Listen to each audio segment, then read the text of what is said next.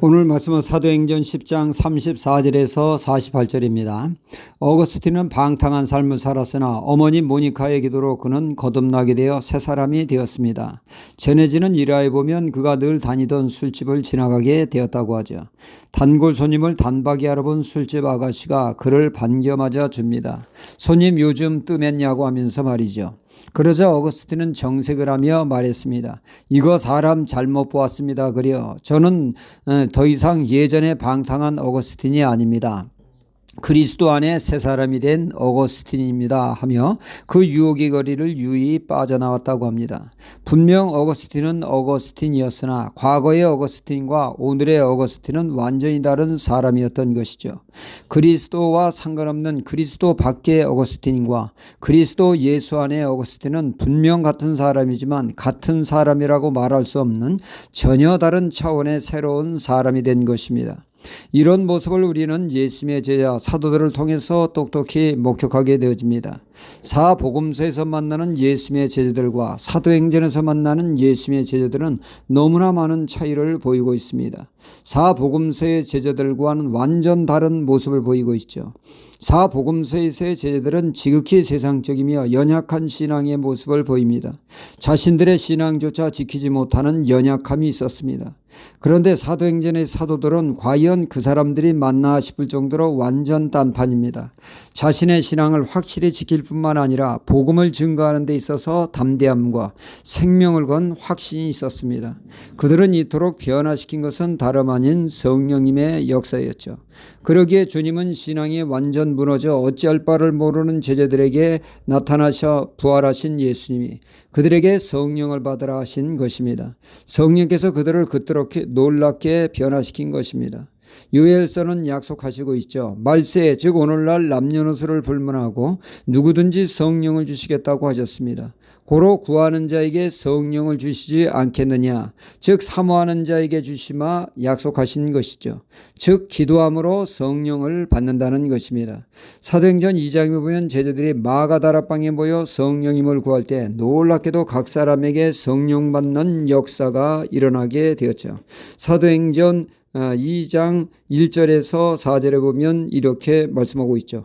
오순절 날이 이르매 저희가 다 같이 한 곳에 모였더니 호련히 하늘로부터 급하고 강한 바람 같은 소리가 있어 저희 앉은 온 집에 가득하며 불의 혀같이 갈라지는 것이 저희에게 보여 각 사람에게 임하여 있더니 저희가 다 성령의 충만을 받고 성령이 말하게 하심을 따라 다른 방언으로 말하기를 시작하니라 말씀합니다. 사도행전 8장에 보면 스데반 집사의 복음 전도가 영혼 구원의 역사가 일어나기는커녕 오히려 역풍이 불었습니다. 박해가 시작이 되어 사방팔방으로 믿는 이들이 흩어지게 되었고 이 박해는 복음이 확산되는 계기가 되었으며 도화선이 되었습니다. 빌립 주사는 사마리아가 복음을 증거하며 많은 이적으로 믿는 이가 많았습니다.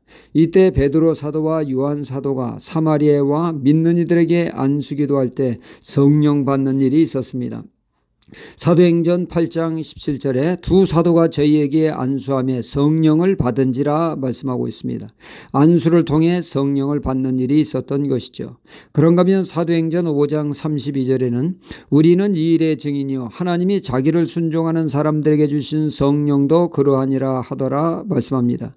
하나님의 뜻에 순종함으로 성령을 받는다는 것이죠. 이에 예수님이 우리에게 귀한 본을 보여주었습니다. 주님이 아버지의 뜻을 따라 순종하여 세례 요한에게 세례를 받으시고 무리를 오르실 때 하늘문이 열리고 성령이 비둘기같이 임하는 역사가 있었습니다. 이렇듯 하나님의 뜻에 순종하는 것에 성령 받는 역사가 있습니다. 성령 충만함을 받게 되어집니다. 그러나 불순종은 성령을 소멸하게 되기에 우리는 늘 순종의 삶을 살 때 성령 충만한 삶이 될 줄 믿습니다. 오늘 말씀은 이방인 고넬료의 집에 사도 베드로가 복음을 일목요연하게 말씀을 전합니다.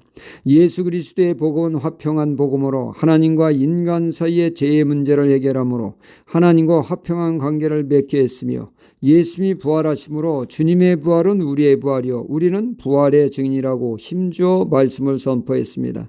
말씀을 듣고 있는 그들에게 마가 다락방에서와 같은 동일한 성령 역사가 일어나 방언하며 그들은 성령 충만함을 받게 되었습니다.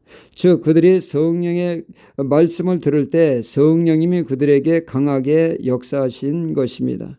이렇듯 성령님은 다양한 기도할 때 받고 말씀에 순종함으로 또한 성령 충만한 사람이 안수를 통하여 받고 말씀을 사모하여 들을 때 성령께서 역사하십니다. 다양한 채널로 성령님은 역사하십니다. 우리는 늘 말씀을 사모함으로 진리의 성령님의 터치를 받는 신앙이 되어야겠습니다. 할렐루야.